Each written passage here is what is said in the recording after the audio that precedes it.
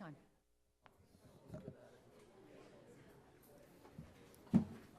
Thank you for your patience. We're just waiting for Councilman to join us.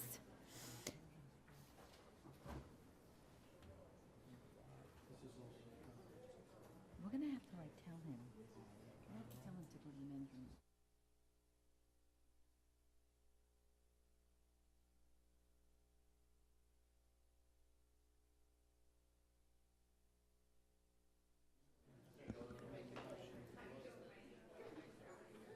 Oh, yeah. I don't know.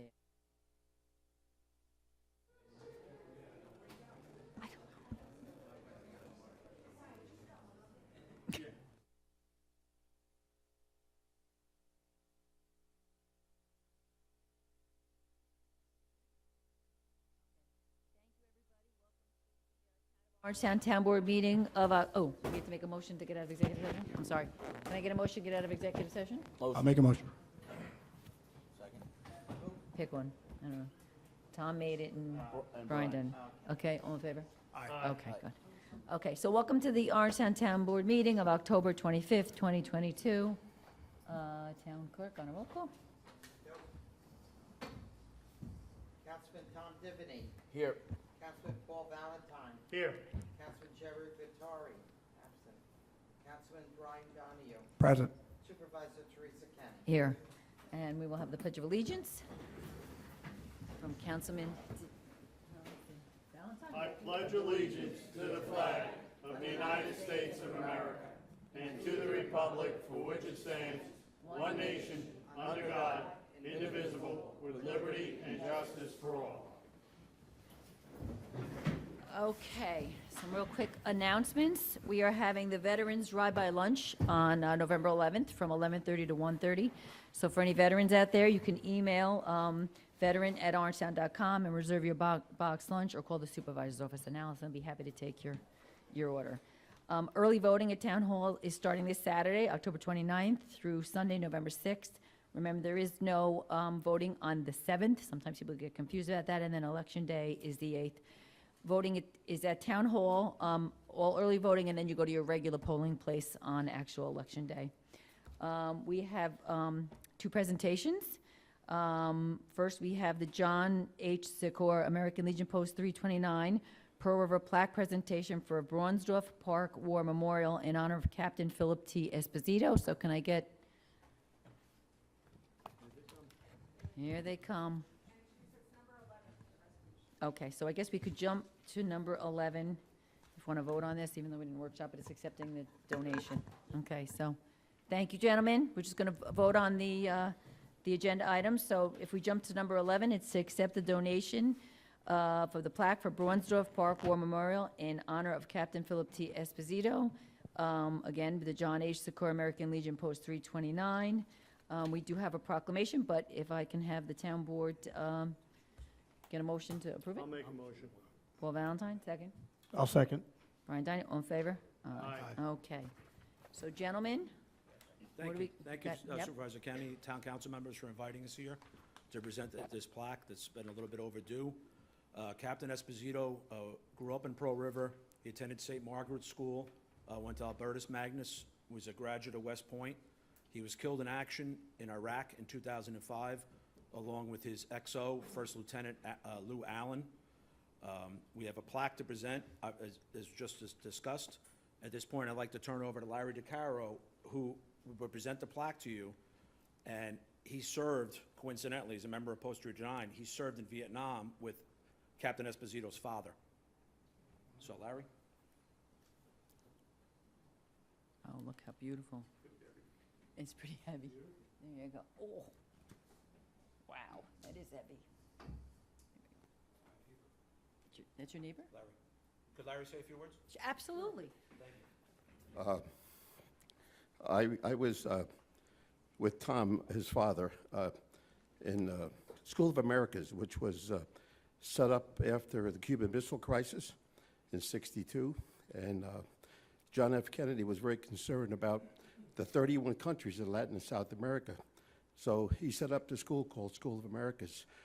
Tom Esposito, Philip's father, and I were soldiers together, and we were in headquarters company. and we did things, different countries. But anyway, great soldier, the father, and it's a sad situation with the son, but we'd like to honor him, obviously. Absolutely. So I'm just going to read, we do have a certificate, then I'm just going to read a couple things so we can get. So whereas Philip Thomas Phil Esposito was born on June 24, 1974, and grew up in Pearl River, New York, and graduated with honors from Albertus Magnus High School in Bordonia. Whereas Phil earned a congressional appointment to attend the United States Military Academy at West Point, where he spent 2 years in A1, the rigorous First Out Company, and served as a cadet first sergeant and company commander in H2. And whereas upon graduation, Phil attended training at Fort Knox, Kentucky, and served with distinction in several leadership positions in the 3rd Battalion, 66th Armor before leaving active duty in 2000. Whereas Phil married his school classmate, Siobhan McMahon, in 2001, and they had a beautiful daughter, Madeline Rose, in 2003.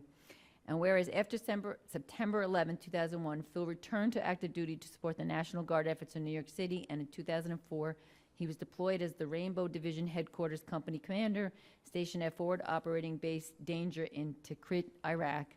And whereas while honorably serving the country he loved, Phil was tragically killed in Iraq in 2005. Whereas the John H. Sikora American Legion Post 329 donated a plaque in Phil's honor to the town of Orangetown for the War Memorial in Bronzeduff Park in Pearl River. Now, therefore, be it resolved that I, Teresa M. Kenny, Supervisor of the town of Orangetown, and on behalf of the town board, do hereby proclaim October 25th, 2022, as Captain Philip T. Esposito Day in the town of Orangetown, honoring the sacrifice of Captain Philip T. Esposito. May his spirit, integrity, and strength of character always be remembered. So thank you, gentlemen.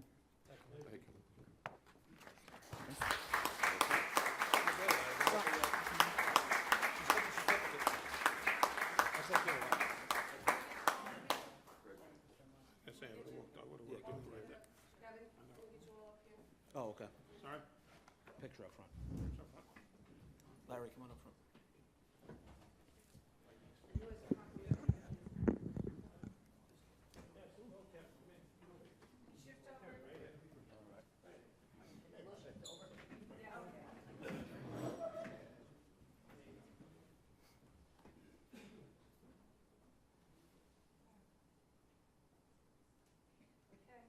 Everybody order their sandwiches? Did you order your sandwiches? There you go. Thank you. Yes, yes, Eric. Next, we have a representative from the Center for Safety and Change make a presentation.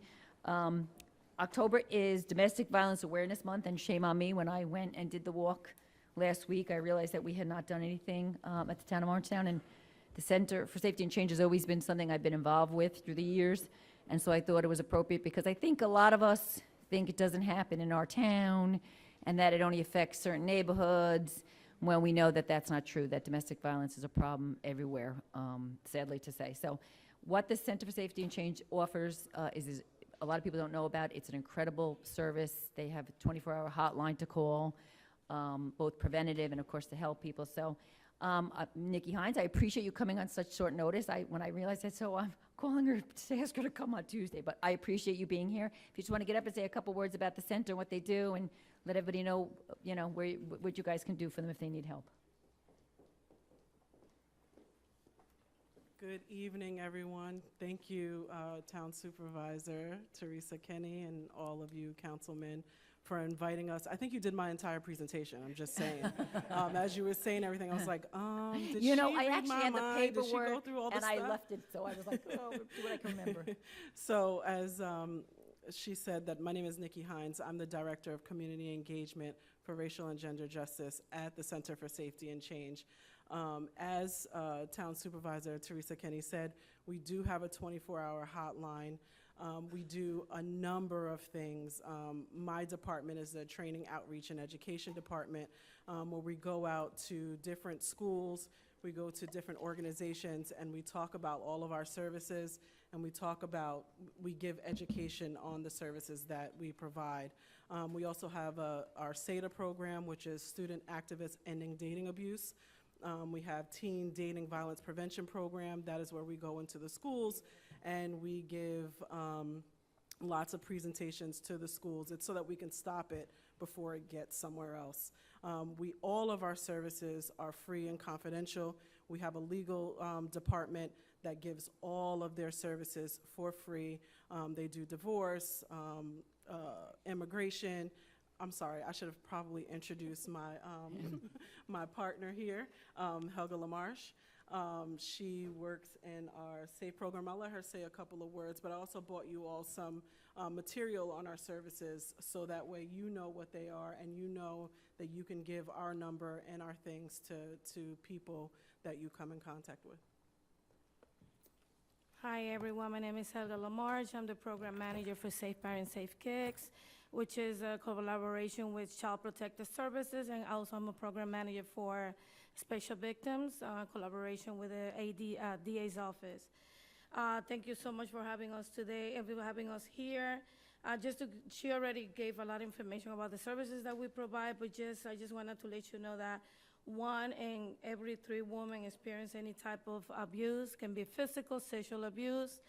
And just to give you details about what we did last year, we have over 2,000 hotlines. We serve over 560 children and youth affected with any type of violence. And we house over 50 people in our emergency shelter.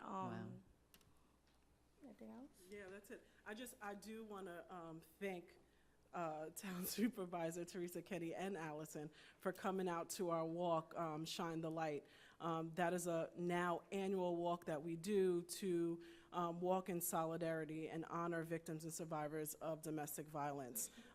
We want to not do that anymore, which is why we always go out to educate people, educate the community about what it is, what it looks like, and what signs are, so that we can be out of business. That is what our goal is, to be out of business. We don't want to house, we don't want to provide services for victims and survivors of sexual assault, domestic violence, human trafficking, and all other crimes. So again, thank you so much for having us here, and thank you for doing my presentation. There you go.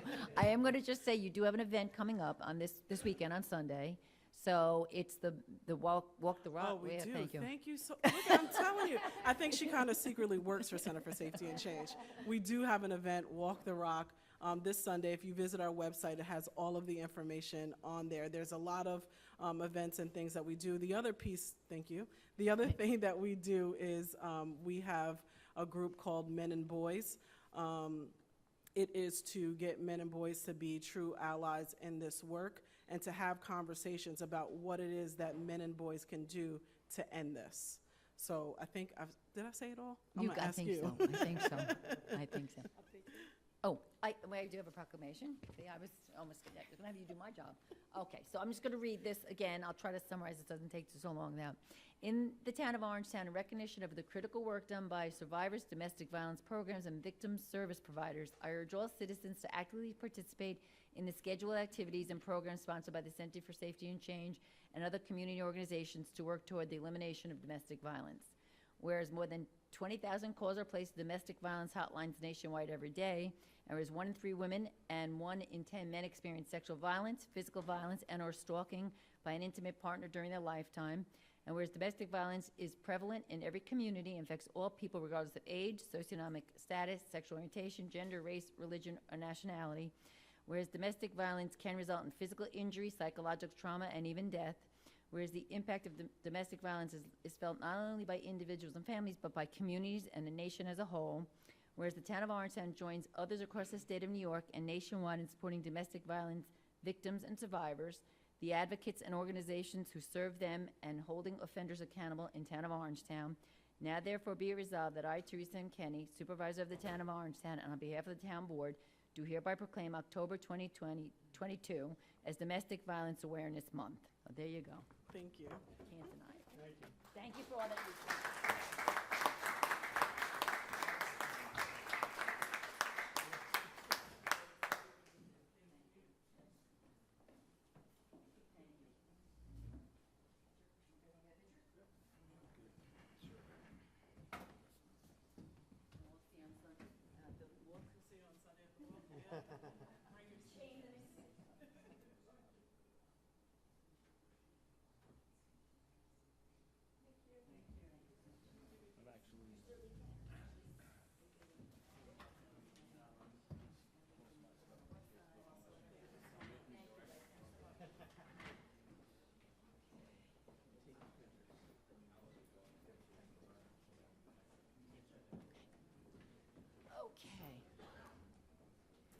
Okay, so we're going to workshop the agenda. Before we go on, there's a couple items. We're going to open the public hearing for the comp plan, but we did just get comments from our planning board and from the Rockland County Planning Board. Rockland County, 8 pages, we just got it last night, so they're up on our website already, but we're going to be holding it over because obviously we just got them and there's 8 pages and a lot to go through, so. But we are going to open the public hearing and have comments, but just know we are going to hold it open. Okay, we can start workshopping the agenda. That's the comp plan, which we just discussed. Okay. Approve amendments to the preliminary budget. Jeff, you have that ready? Okay, then I guess you don't. Okay. Number 9, accept with regret the resignation of Stephen Sweeney. He's from the member of the Orangetown Planning Board, effective June 6th. Number 10, appoint Lisa DeFisciani to the member Orangetown Planning Board. So Lisa is currently the alternate. We are moving her into the permanent position to fill the unexpired term of Mr. Sweeney. We are going to be adding a resolution appointing an alternate. Roseanne, do you want to make that 10A, or We, yeah, do you want we to just- add appointing Tara Heidger. Tara Heidger? I have her, if you, oh, I left it. I have her resume. I have it too. Tara, I'll give it to you, but it's Tara, Heidger. She's going to be appointed as the alternate. And since it's the alternate, it really only goes, right. Yeah, yeah.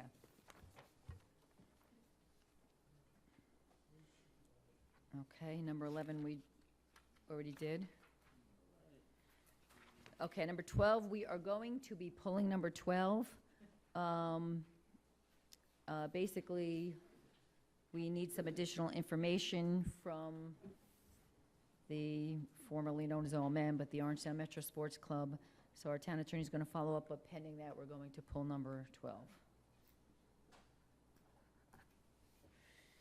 Okay, number 13.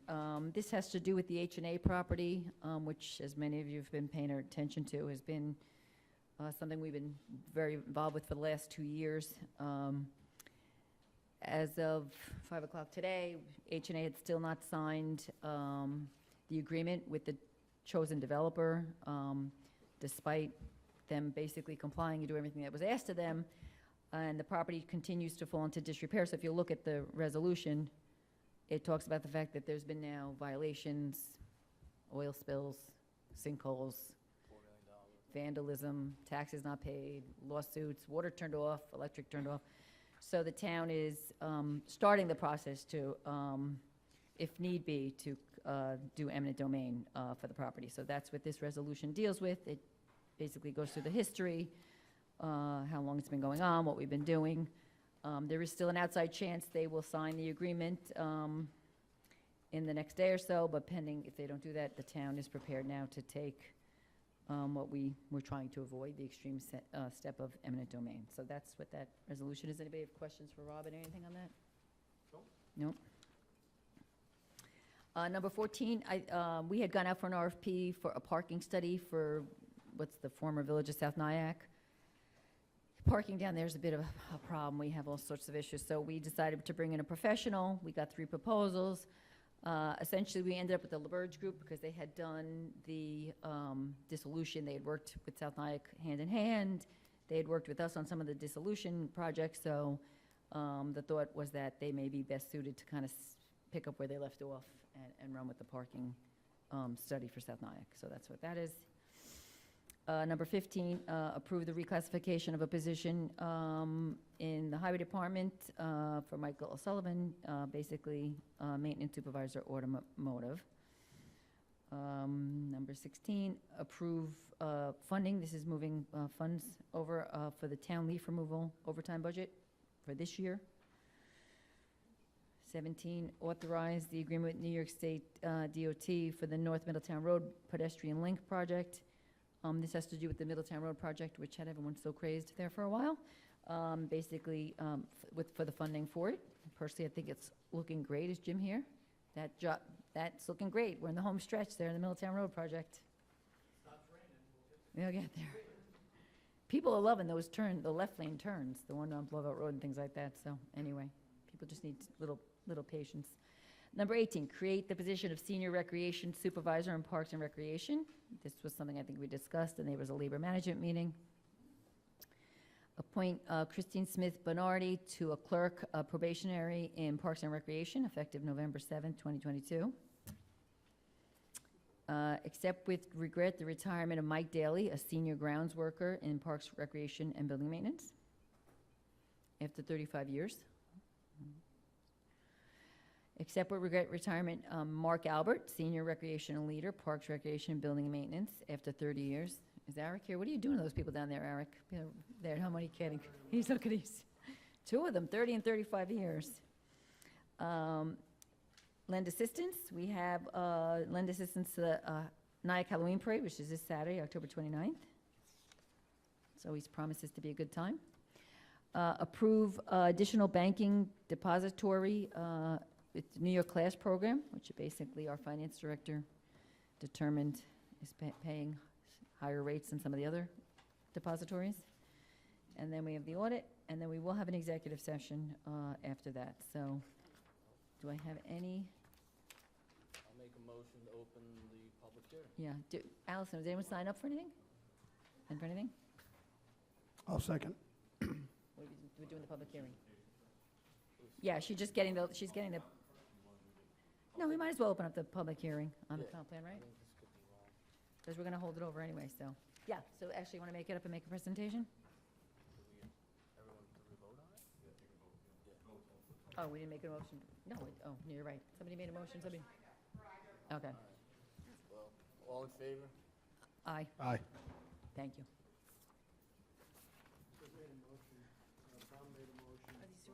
To open, yeah.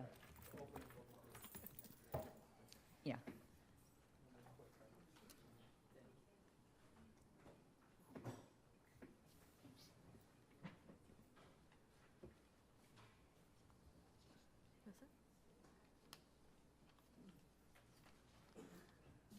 Okay, Ready? whenever you're ready. Hi, I'm Ashley Lai. I'm with ACAREF. I'm here with my colleague Elaine Du.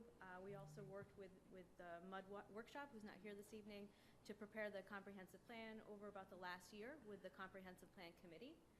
The members of the committee are on the board there. The committee finalized the draft comprehensive plan about a month ago and referred it formally to the town board. The town board is receiving it this evening and initiating the public comment period. So I don't know if you want to say anything about the comp plan process, or I can just. No, jump you into go first, and then we. Okay. yeah. So in terms of the process, as I mentioned, we started it about a year ago. We developed a work plan, we had a survey, we had a series of public outreach meetings and workshops. We developed the draft comp plan in conjunction with the Comprehensive Plan Committee, and we had a public hearing on that. We revised it following that first public hearing, and now here we are at the first of the town board, the second public hearing, which is the one that's required with the town board.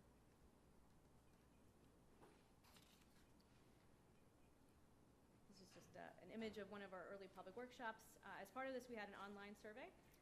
The 3 in-person workshops as well as the virtual public workshops were all well attended, and we used this to really guide the information that ultimately ended up in the comprehensive plan.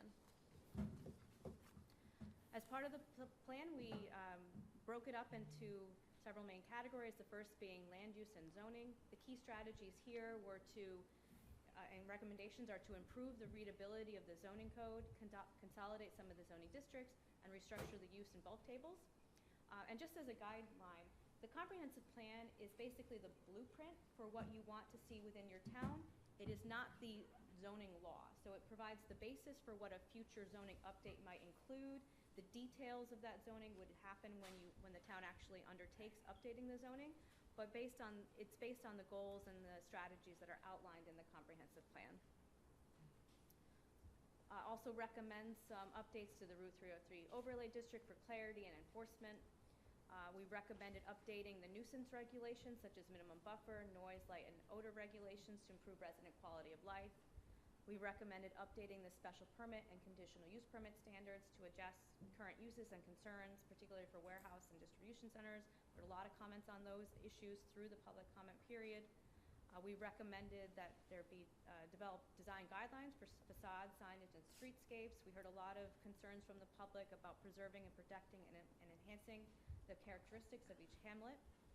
Recommended establishing performance standards within the town zoning codes for specific types of uses to help mitigate things like traffic impacts. And we recommended increasing opportunities for mixed-use districts and to create transitional districts between hamlet centers and suburban neighborhoods.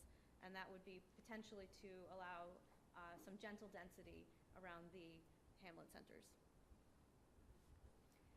The third chapter after the introduction is the community character and historic resources chapter. In this chapter, the key strategies are to maintain the town's existing historic preservation tools. You already have quite a lot on your books, but also to develop some additional design guidelines and performance standards for the historic areas to help facilitate the design review process, to publish an online inventory of locally designated historic roads, to conduct a historic resources survey of potentially eligible buildings and sites, some that may not have been picked up already, and to pursue enrollment in the Certified Local Government Program administered by the state, which would help you achieve some more assistance and training and grants. The next chapter is transportation, mobility, and parking. The key strategies here were to add additional sidewalks and protected on-street bike lanes where roadway space is available. We understand that some of the roads are too narrow for this, so clearly it would be only where it can be accommodated within the existing right-of-way. Expanding active transportation networks by connecting existing trails and converting abandoned rail lines to multi-use paths. You do have a great transportation network here with your existing rail trails, so expanding that was something we heard people were interested in. Apply the Orangetown Complete Streets policy to all roadway projects. This means making sure that the streets are designed for all users, not just cars. Limit and consolidate driveways along major roadways such as New York State Route 303, 304, and 340. The purpose of this is to try to interconnect parking lots on some of these strip malls so that you don't have people going out onto the main road and coming right back in the next parking lot. It helps take some of that traffic off the roadway. Develop a truck route map to direct trucks to major roadways instead of cutting through downtown areas. We heard a lot of concerns about truck traffic through the town. Collaborating with public transportation providers to study and expand existing public transportation services. Sure. Is this better? And to add and expand park and ride lots near major commuter stations and increase parking supply within areas of high demand. The next chapter is economic development and downtown revitalization. The key strategies here were to explore grants and other funding opportunities for the town for small businesses. We heard a lot of people interested in making sure that the existing businesses within the hamlets are sustained and expanded, utilizing placemaking strategies such as community events, holiday markets, farmers markets, to activate the public realm and to bring people into your downtown areas to support those businesses, to encourage small businesses that add vitality to the hamlet centers by providing cultural, recreational, and entertainment amenities desired by the communities. We heard people asking for more restaurants and things that they could take their kids to and their families to on the weekends. Establishing a local development corporation and create an Orangetown economic development plan that would help implement some of these strategies. To attract new businesses of varying types and sizes, to broaden the business offerings and protect the town's tax base. To encourage infill development where possible, to maintain the feel and character of the hamlet downtowns.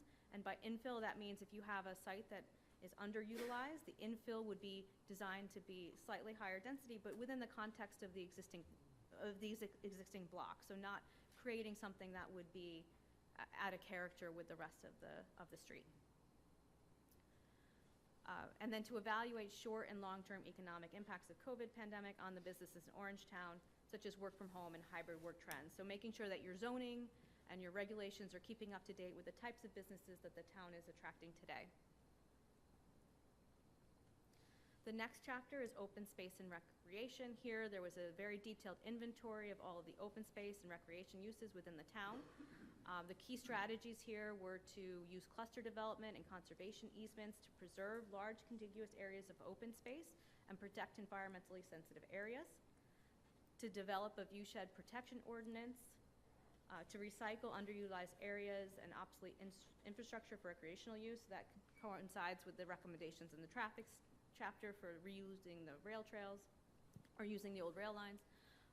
Expanding community programming and the ecological role of the park and habitat restoration, including education components for educating young residents about the environment, looking into ways of encouraging businesses and other community members to get involved by having adoptive parks and urban forestry programs, providing greater continuity between Orangetown's local parks and open spaces and the regional open space corridor and waterfront areas, and to develop an open space plan to continue expanding the town's area under parks and open space uses.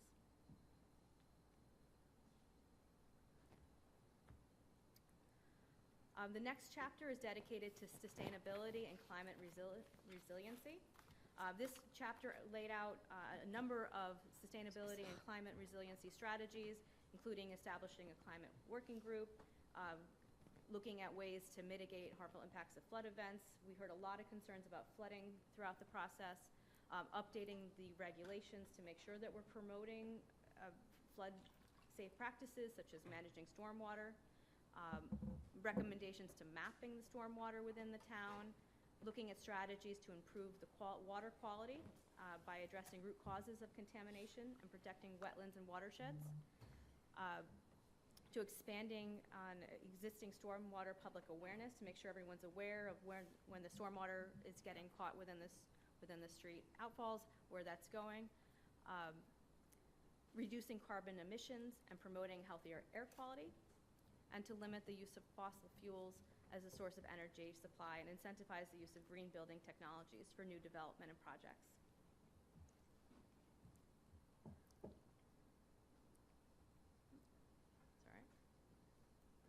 These are all the maps that are in the plan. All right. And then the last chapter of the plan is actually a summary chapter that highlights all of the implementation strategies and provides a table overview of which agencies would be responsible for implementing those strategies, as well as a timeline for that recommended implementation. So now we are able to take public comments.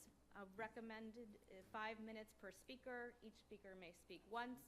We do strongly encourage you to submit written comments. It's oftentimes easier for us to really understand what your concern is when we get it in writing. And the public hearing, as was mentioned earlier, will be continued to the next meeting. Okay, so to be very clear, it's only 5 minutes. It's only 5 minutes. It's not a recommendation. Okay. Okay, so nobody signed up to speak, but I'm going to presume there's one. Is Mike?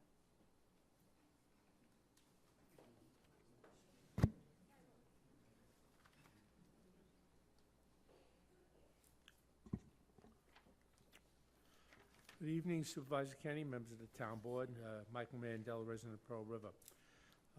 I will submit written comments, but the revised plan still stresses certain things that were in the previous one, such as transit-oriented development, TOD, in downtown Pearl River, which is opposed to many of the residents there. It fails to high-density housing with unreliable train service is not what people in Pearl River are looking for. Should be at least in there a minimum or a maximum of 3-story development, whatever would fit within the town without making it look like Park Ridge or other places where TOD has been implemented. It fails to include PAC zoning and the benefits that it would bring with it to downtown Pearl River and other downtown areas in Orangetown by providing seniors with services within walking distance. For example, restaurants, transit, parks, shopping, libraries, whatever else is needed by seniors so they can walk to it without creating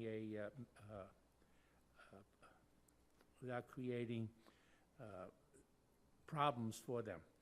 This plan, though, prioritizes renewable energy for governmental, residential, and commercial use. Chapter 7, page 222, bullets 1, 2, and 3 talk about CCAs and 100% renewable energy.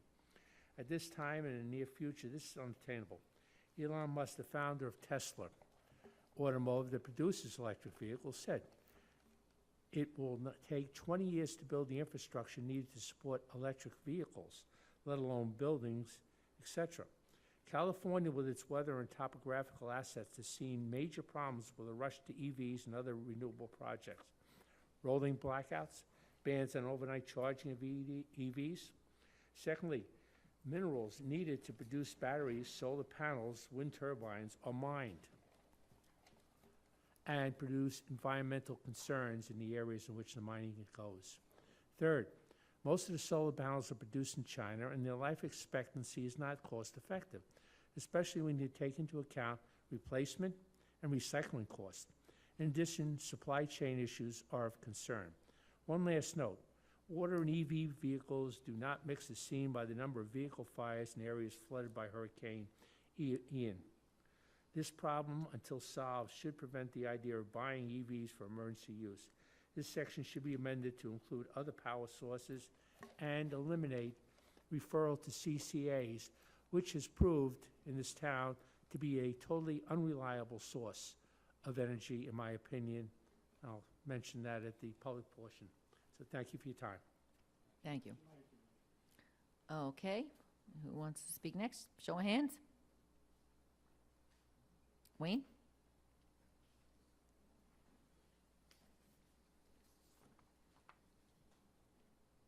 Good evening, Madam Supervisor and members of the board. Yeah, I'm Wayne Gavioli. You indicated before we began this that there were comments from both the county planning department and as well as the town planning board, but they were only posted today.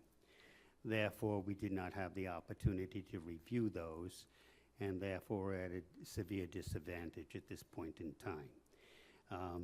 Obviously, nothing should go forward until those comments by the experts at the county planning department, and by the way, I'm the president of Rockland County Planning Federation, have had an opportunity to review them and comment on them, in addition to what the town planning board has said.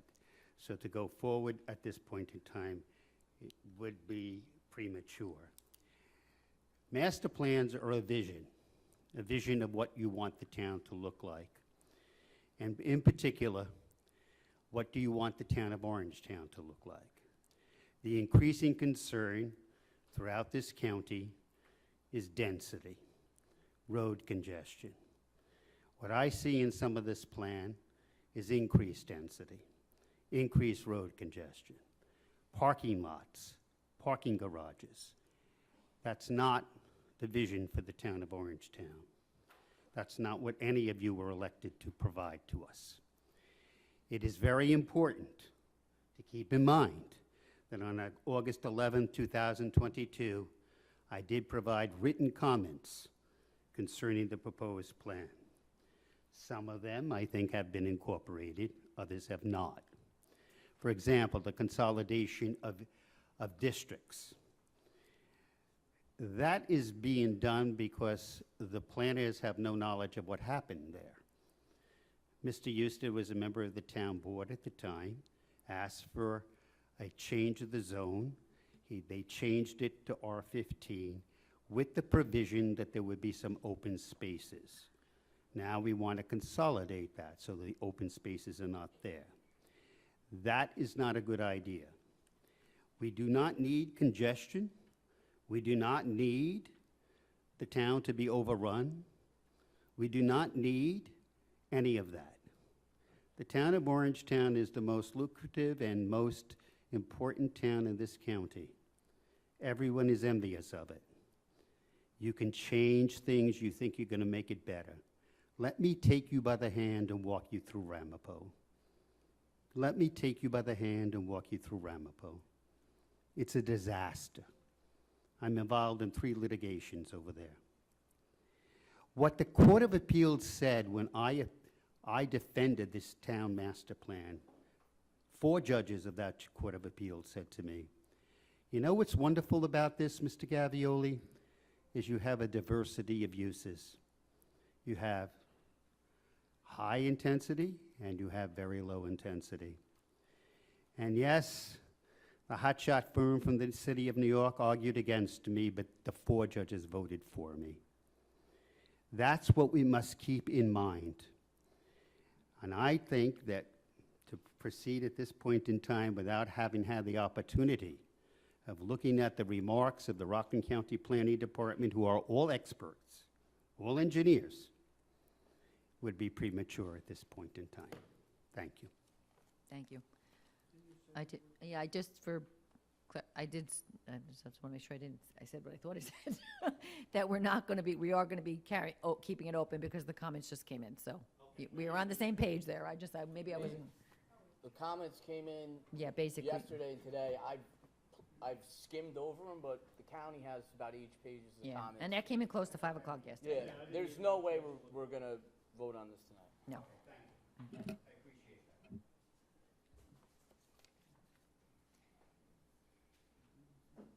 Barbara Della.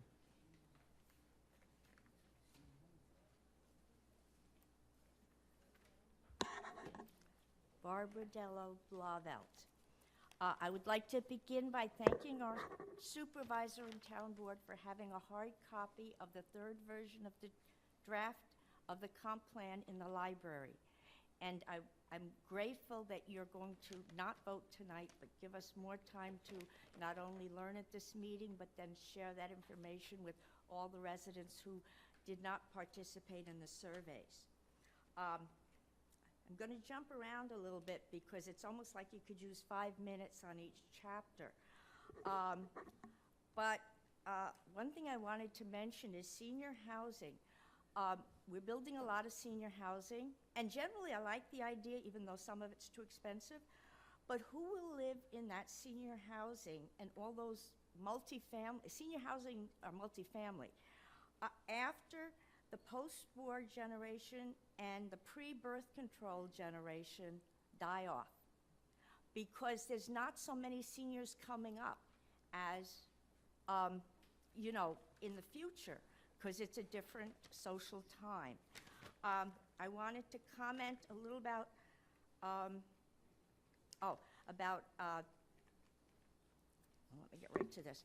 A concern I had, it says about state law, a comprehensive plan in, let's see, pursuant to state law, New York State Town Law 263.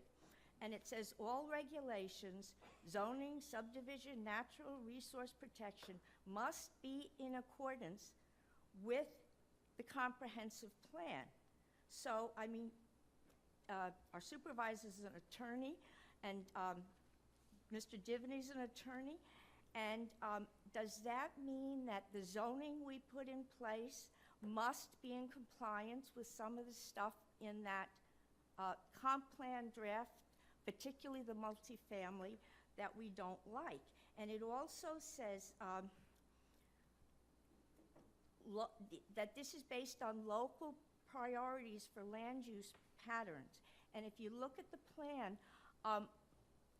overwhelmingly, people supported single family or keeping the proportion we have. Very few people supported bringing in a lot more density and bringing in multifamily. I wanted to make that point, but I'm really concerned about this as to whether, because my son actually at dinner the other night was saying things are different from when he got his job to now, and he works in Orangetown.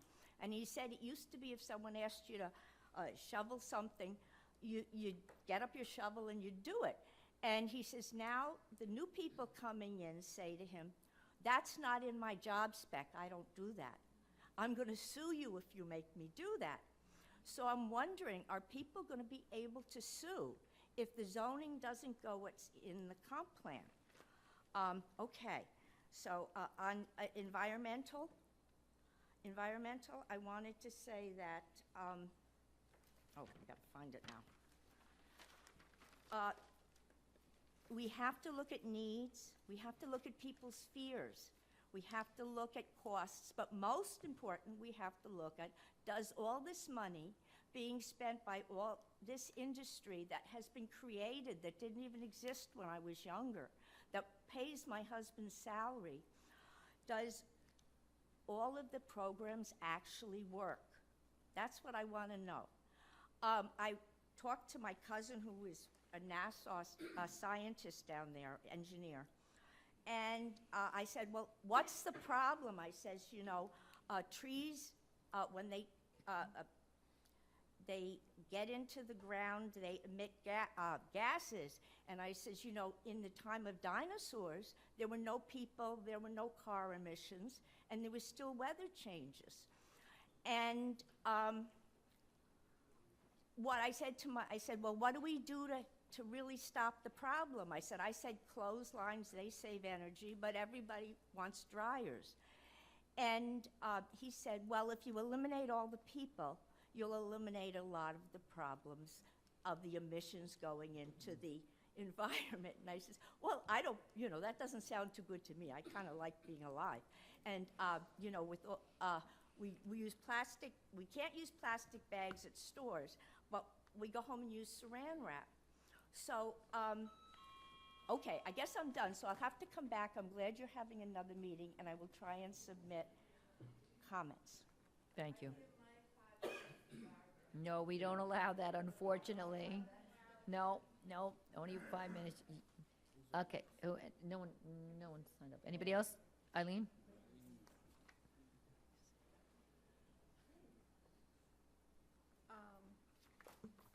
Could I move some of this? Or is it?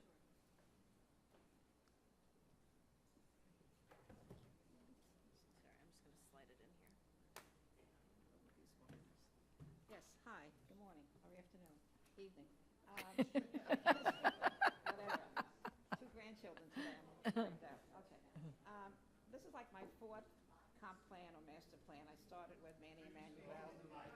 Oh, I'm sorry. Thank you. I started with Manny Emanuel, Sicardi and Schiff, so this is like my 3rd or 4th comp plan.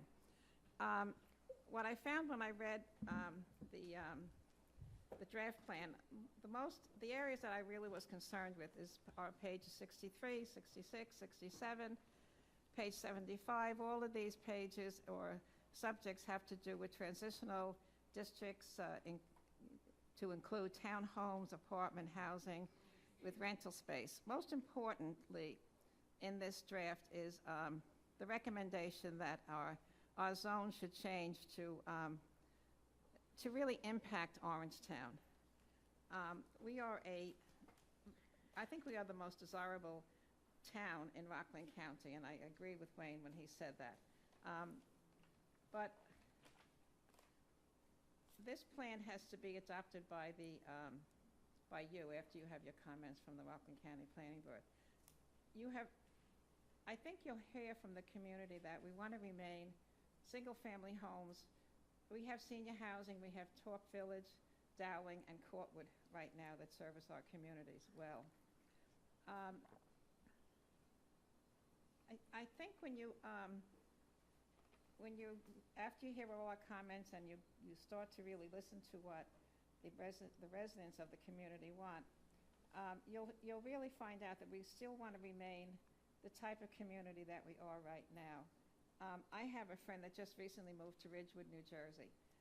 I started out at about 9:30. I said to her, it took me almost 20 minutes to get here from the Garden State Parkway. She said, that's because you can't come here before 10 in the morning and you have to leave by 1. The traffic going into Ridgewood is one way in and one way out. They also built, by the train station over there, which is charming looking, they built condos or co-ops, $5,000 a month. That's what they charge. So if we're going to have a TOD in Pearl River, I can assure you any developer is going to want big bucks to live next to that train station. And in the beginning of the meeting tonight, on the board it said metropolitan, urban, something or other. We are a suburb. We are not urban. And I thought that was very interesting. But because I think I have to say some of the things in the plan are good, but when it comes to the changes that could result in Orangetown, that is very concerning to me. In fact, at one of the meetings that we had where the public was involved, Supervisor Kenny, you made the comment that even though ARKF was recommending high density in certain areas, that you and the town board are against that type of development. It's very interesting. In fact, some of the pictures that they show here, this is your copy, I promise not to take it home. But on some of the pages that they show, especially page 76, the regional example of a low-rise apartment in a downtown. I think they come from Westchester, and I think they have that Westchester vision. Also on page 72, a regional example of a modern townhome. High density. Doesn't fit here in Orangetown. And again, so as I said, some of the things in here are good, but when it comes to development, changing our zones, you as a town board, you have the final word. And I'll take, for example, developers want to maximize the most they can out of a piece of property. And a perfect example is what happened over in Gatto Lane. That community was not listened to. And now they are going to see the impact of building out those townhouses that eventually will come to pass, maybe in light of the the increase in the mortgages, and the housing market right now is not doing as well as it would hope to do. But anyway, you guys have the final word. You all live in Orangetown. You meet people every day, and they sound off. So just keep in mind, some of it is good, some of it is not good. Thank you. Anybody else who hasn't had a chance to speak, want to speak?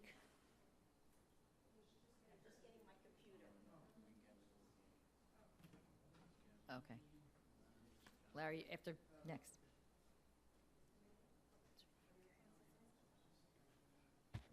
Good evening. Marian Gaffioli. I live at 14 W.O. Bauer Lane. I've been an Orangetown resident since 1980, living in Blauvelt and now in Orangeburg.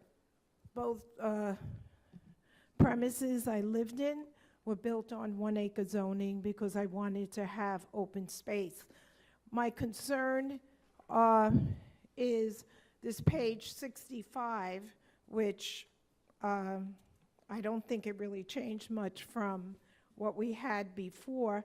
The concern that the recommendations that we should change these zones, which would be downzoning them, comments like several non-conforming lots. We don't even know what does several mean, number one. Number two, did they pre-exist zoning? We know Orangetown's rich in history, okay? And I love the community, and that's why I was on the planning board for about 15 years in Orangetown. And we need more detail on this. You as town board members, you have the power to change zones. We know that. But now, if this document is adopted where we're just going in and changing a bunch of zones, down zoning, they're all going down, how do you know those weren't pre-existing? How do you know that the planning board didn't use average density? What does average density mean?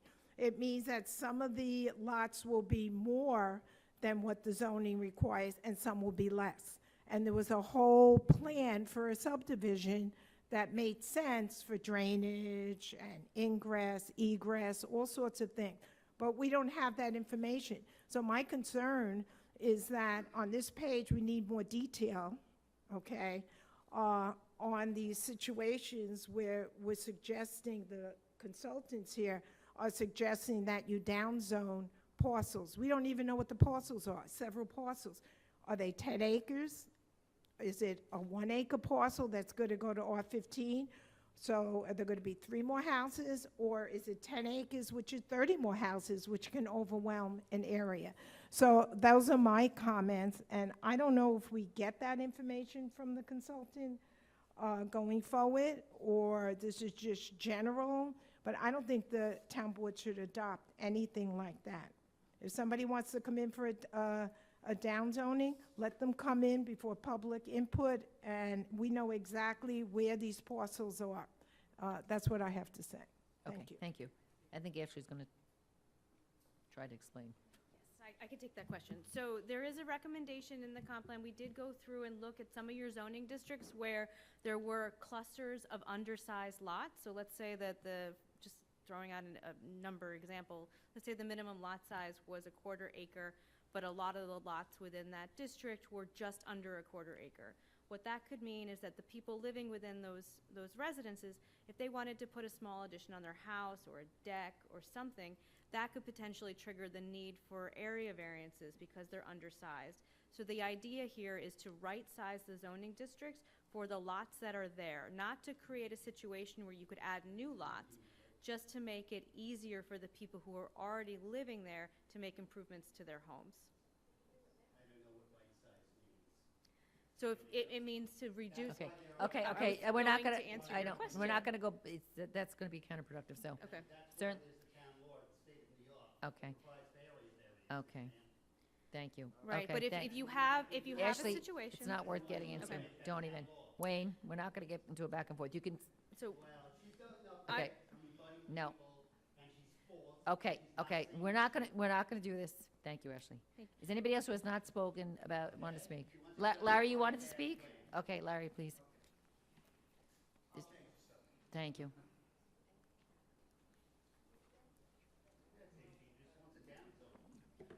So Larry Vale, Kings Highway, Tappan. So thank you for this hearing. I must admit I was a little confused. I thought it was going to be more like a workshop last time where we talk about things, but I'm thank you for putting this off just a little while. I think it has to go forward, but clearly not all the comments are in. And some of those comments might come from the Environmental Committee. I don't think Mike Andreas, the chairman, is here today. I don't speak for them, but I can say that there were a number of recommendations. I looked through the environmental chapter, and to me it looked like there's still the desire to do things. There's goals there, but a lot of the mechanisms, or some of the mechanisms to achieve those goals, have been removed. Now, for instance, CCA, and as much as I respect Mr. Mandel, and he has really good, cogent arguments many times, I think he was talking about energy infrastructure and what Elon Musk has to say about it, and all those things are true. It's going to be very hard to get to the national goals of energy, but this is local, and we're talking about just encouraging things like the CCA. CCA doesn't have anything to do with that, and I was a little disappointed to see that the recommendations for the town to adopt green energy in CCA seem to be eliminated. I couldn't find it in the draft. So the board may not know that because they hadn't seen the earlier drafts. I'd like to have the opportunity to bring up some of those at a later date in written comments. I would also say that, we also talk about the severity of flooding and the necessity for, basically stormwater controls. And all those goals are still there. But I noticed that some of the tools to actually make that happen were removed from the draft, or at least they got moved where I couldn't find them in the current draft. So there are things, well, let me give you an example. On the Sparkill Creek, within the last year or two, and one of them just this last summer, there have been approvals of construction within not just the 100-year floodplain, not the 50-year floodplain, but the 25-year floodplain, which seems to happen about every 5 years now. So, whether the planning board can find it within their power to object to some of these or not, I don't know, but I would imagine they would like some better tools. So it's up to us to have better ordinances and better requirements so that they can do their job a little better rather than just approving these dangerous strip malls that go right on the banks of the Sparkill Creek. So, I mean, these are just a couple examples of things that are no longer in there, and I'd like to bring the board's attention to some of the alternatives that were there, specifically with the CCA, to go back to that.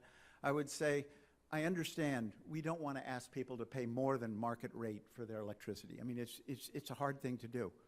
But if it were 1/10 of a cent, does it have to be written out of it? So I appreciate it. Thank you very much. Thank you. Okay, anybody else who has not had a chance to speak that would like to speak? Okay, if that is the case, Ashley, you have something to say? I mean, we're going to keep it open. I don't know if you want to. Yeah, just wrap it up. Wait, that's not the right computer.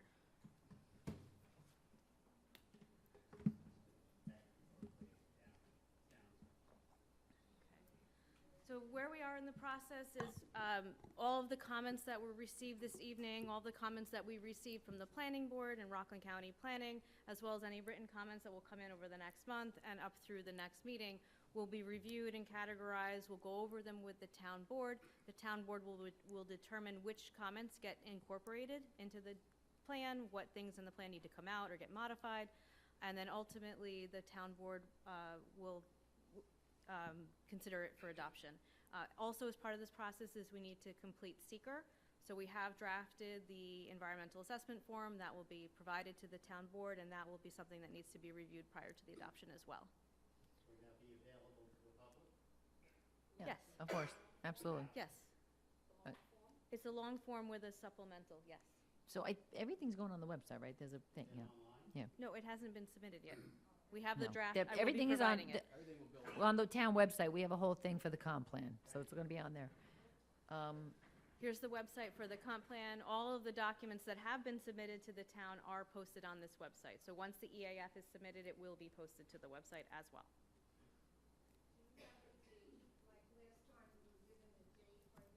Well, you can submit your written comments, but I guess what day do we want to hold the meeting open to?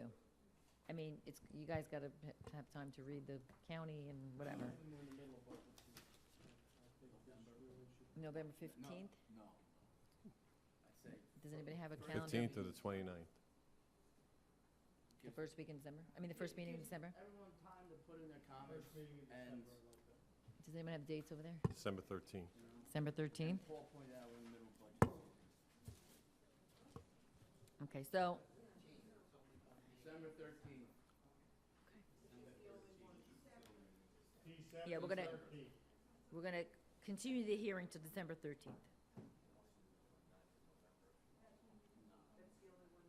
Comments in by that time? Yeah, that would help. That's 6 weeks. Yeah, it's plenty, that should be plenty of time. Okay. That work? Okay. Yeah, Okay, so on that, I need to get a motion to continue the public hearing until December 13th. I'll make a motion. Continue the public hearing to December 13th. Did he move? Second? Brian Daniel, all in favor? Aye. Okay. Okay, we're just gonna take a real quick 5-minute break. Whoever doesn't want to stay can leave. There's gonna be. Brian has to go to the men's room again. Oh, he doesn't, he has to stop being combative with her. He has to stop being combative. Okay. I told her not to. She's.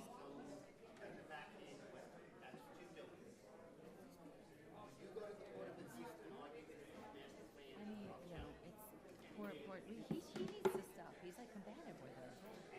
Like, what is it with, he needs to.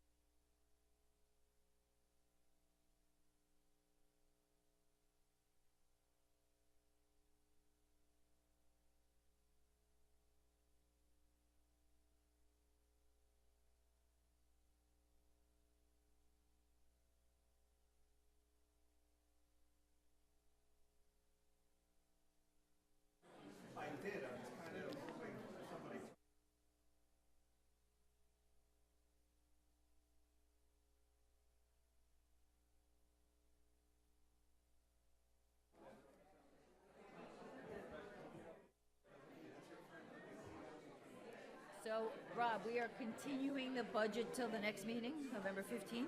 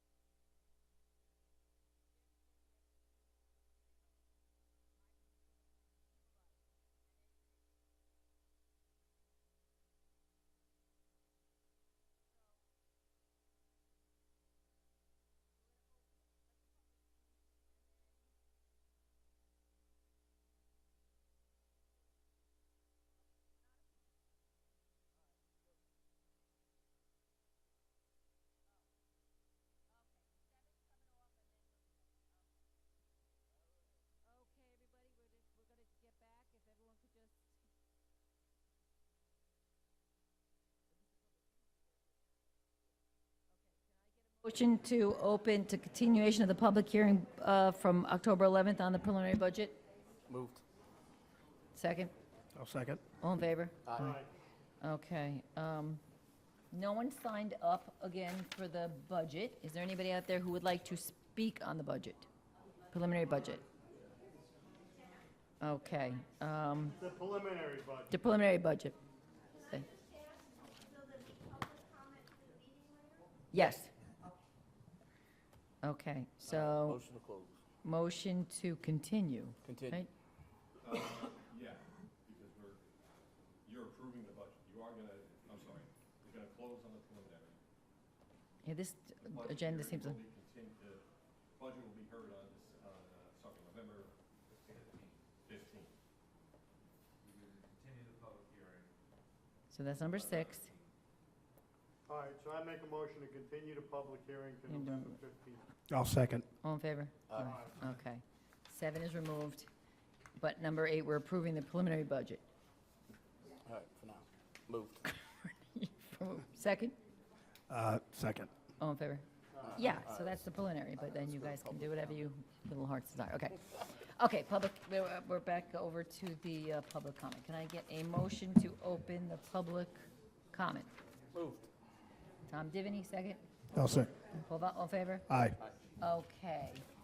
First person signed up is Ann Schlick. Sorry, don't know if I'm saying that right. Schlick. Just a reminder, we have 3 minutes, so Yeah, the I'll be clock's up less there. than that. Okay, thank you. Okay. So my name is Ann Schlink. I live at 60 Kings Highway in Orangeburg. I've been a lifelong Orangetown resident and very proud of that fact. I'm a person with a disability that impacts my ability to breathe. And I'm here to talk to you tonight about the ungodly stench that has been lingering over Orangeburg for the last 3 months. I would hope that anybody who drives through 340, Kings Highway, 303, even up here, we live with this every single day, and it has to stop. So I'm very disappointed in you, Ms. Kenny, that, because I know that you're on the sewage commission, and I know that I have reached out to you. I know my husband has reached out to you. I've reached out to Ed Day. I've reached out to every single person on the Rockland County Sewage Department, the people who work there, the people who run it. And we just keep getting the runaround. So what I want to say is I live on Kings Highway. I work in very close proximity to my home and the sewage treatment plant. And for me, there's no escaping it. I can never get away from it. And it's impacting my physical health. I have used my inhaler more in the last 3 months than I ever have in my life. And I can definitely attest that is due to the potentially toxic odors that are lingering in our air constantly. When I've contacted Ed Day, he says it's a Teresa Kenny problem. When I contact you, you say it's a county problem. When I Okay, contact can I the just sewer- stop you there, because I just want to be Sure. very clear, okay? Because I did respond Sure. at length that you and your husband, I told you, you can stop the clock, that makes sure I don't take any more time. I told you I had a meeting with George Holman, the Right. executive director of the county plant, the chief operator of the plant. Sure. I brought our head of our plant with us, because what do I know about sewer plants? Right. I explained in detail what they've been telling us. And what they're telling us, and I can bring it up here to explain it in greater detail than I can, is that they're working on a project which ironically is to help with odor control.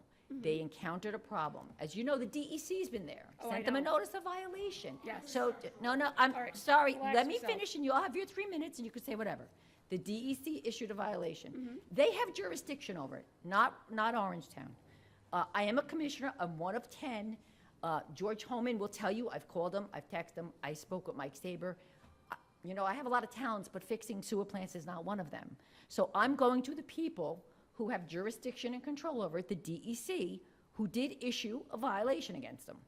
We had a meeting, in-depth meeting with, again, at the sewer plant, and I smelled it, so I sympathize with you. And they told us what steps they're taking, which, again, are ultimately to help with the odor control. They ran into a problem, that's why the DEC was there. The problem's been, again, I'm repeating what I'm told, has been remedied. Yeah, I've heard all this Okay, before. but let me finish. But the longer project is still in the works. Mm-hmm. They said the odors will get less as it proceeds, but it may take, due to supply chain issues and things, upwards of 6 to 8 weeks Right. to finalize it. Right. So now So, I mean, I don't appreciate being say that I'm not doing anything, because I had an hour and a Okay, half if you meeting. if you'll let me finish. I will, and I will Thank make you. sure you don't lose your Okay. time. So I agree with everything you just said. I have received all of that same information via email from various different people. What is concerning to me is that I've been told since August that it'd be fixed in the middle of September. Then I was told it would be the end of September. Then I was told it was fixed. And then I was told, and for a week it was great, it was wonderful. And then it got really bad again. I couldn't open my windows at home or at work. I was told it was going to be fixed 6 to 8 weeks from now. And then I was also told, we really don't know what the problem is, and we really don't know when it's going to be fixed. So I don't know. What I want is I want to be able to breathe clean, healthy air that does not smell like shit, pardon my French.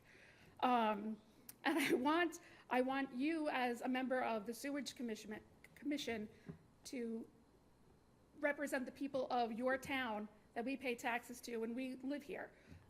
But you don't understand, I've done that. I have done it, and Ed, and George Holman will tell you, and I've called him and I texted him, we had a meeting, and I told you there's a meeting. This, what you're saying now, needs to be said on Thursday night at the Oh, it will be. Sanitation Commission. It will be. You But know.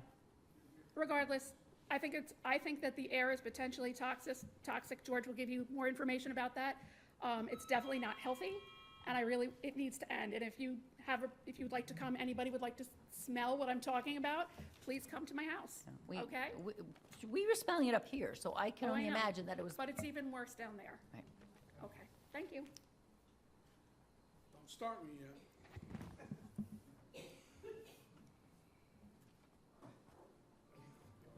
My name's George Schlink. I live at 60 Kings Highway. I'm Ann's husband. I rise to outline some of the technical aspects. You're all talking about the DEC, Madam Supervisor. Let's see how the DEC did. On 8/12, the Region DEC, Division of Water, completed an annual compliance inspection based on numerous complaints, and they issued a letter where the plant was instructed to implement best management practices to reduce the presence of nuisance odors resulting from the digester cleaning efforts until completion of the project. What did the sewer department do? Nothing. The smells got worse. After continued complaints and dealing with the stench, the same DEC agent issued a notice of violation on 9/26. You keep talking about this, where they immediately incorporate all reasonable efforts to reduce odors resulting from the wastewater treatment plant. What happened? It got worse. It stunk. The violation, by the way, a bunch of lawyers up here, I've been doing this for 35 years, environmental health and safety management for a major petrochemical company, and I'm retiring tomorrow, so trust me, I'll be back. The violation issued is for a very benign part of the regulation where they cited failure to provide advance notice to the department for the digester cleaning work is a violation of Title VI, yada, yada, yada. None of us care about them not reporting the work they're doing. We care about the smells. They have an air permit. They're in violation of their air permit. I given the DEC the chapter and verse. I copied you, Madam Supervisor, on those complaints. What did the DEC do? They finally sent somebody out on 9/26 to take the first air sample they ever took for hydrogen sulfide, a toxic gas, poisonous. And at the fence line, they found a level at 10 times the action level of their air permit. And what did the DEC do? He left. The reason he left, the DEC, and I got this all in an email. Trust me, after 35 years, I document everything. The reason I did not attempt to taking the full 1 hour average concentration with this visit was because I had other sites to visit that day. This is the DEC that you're putting effort into. You as the supervisor and you as a member of the sewer commission, you need to influence this. These people don't know what they're doing. When I call them, what I get is we're busy, we're overworked, we're overloaded. Apologies. Okay? We've been getting nothing and I'm running out of time. I wish I had 5 minutes, okay? Department of Health's oversight, Ed Day. He says his department has no oversight. Look at their charter.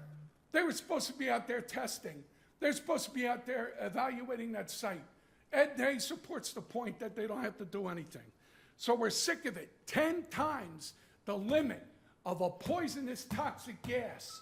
10 times the limit where kids are playing, where elderly, and with people with respiratory issues. Madam Supervisor, you need to do more than tell us a schedule and who you talk to. And I'll meet with you on Thursday, because I'm coming in loaded. Absolutely. All right, did I drop something? Oh, and by the way, here's Ed Day's platform when he ran. So, County Executive Corner, fresh air in the sewer district. And if we're taking pictures, if anybody wants to take a picture of this, we ran to this, and this is going on all the lawns. Yeah, that's really helpful. Thank you. So, did he know we have no control over these? I've said it, but apparently I should get my boots on and go into the Who's school up plant. next? I don't know. Okay. Good evening. Nisa Scala. Scala, 5 Route 340 in Orangeburg. I'm going to make this very quick. I just want to thank George for his diligence and his expertise. And on a personal level, we've been here for 40 years. My kids grew up here. They could not go out and play because of the stench. They were embarrassed to have friends over. I can't have family members over. My electric bills are through the roof because I can't have my windows open, even though this is why we moved up here, to have nice, green, fresh air coming in. And not to be facetious, but I'm an emergency room nurse, and I've smelled things that people should never smell. I've never, ever encountered anything like I do when I walk out of my door. I actually almost vomited one day. And if something does have to be done, I understand that you've been speaking to them. We all are getting the same story. It's like they have a script in front of them, and we all get the same story.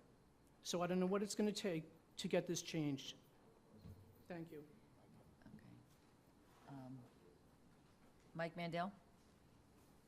Is this the guy that left, Dave Tobin? Yeah, he left. I'll bring Eamon up at the end. Eamon met with him. Before the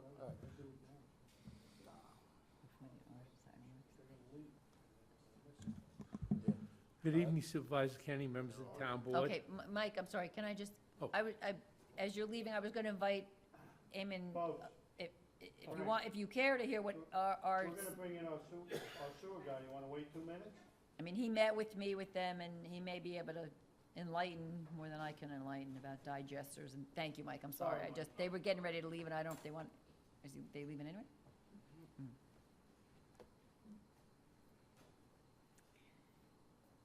You may be just able to explain about our meeting better than I did, about digesters and Yes, so seals and. Eamon Riley, Commissioner Demi, Orangetown.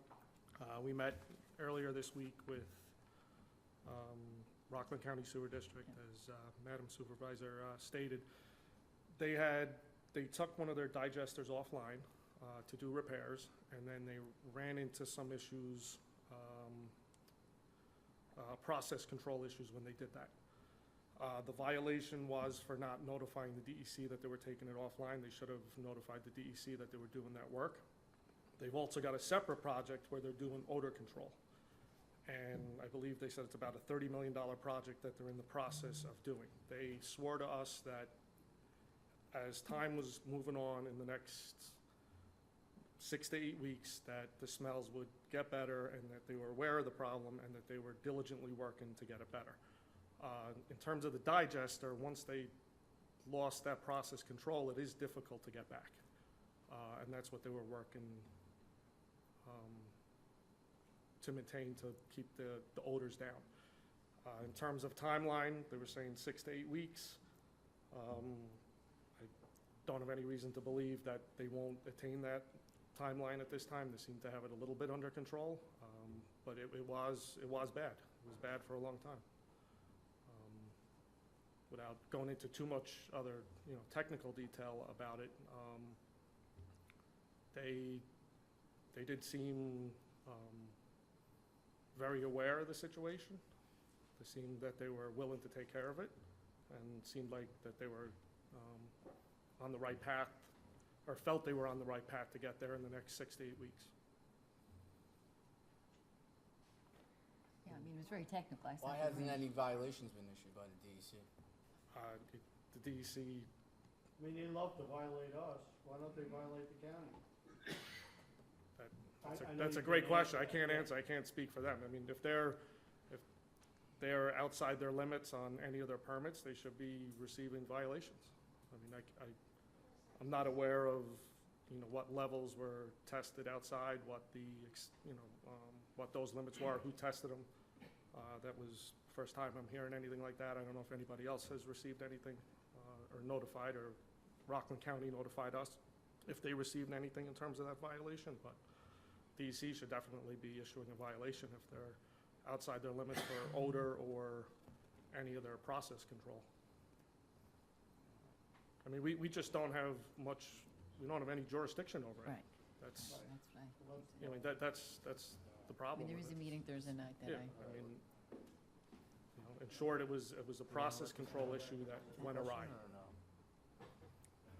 we don't normally take questions, but I'm just wondering, can I talk to him outside? Absolutely. yes. The documents I have. You just gotta foil it, my brother. Yep. That's how I got them all. Yeah.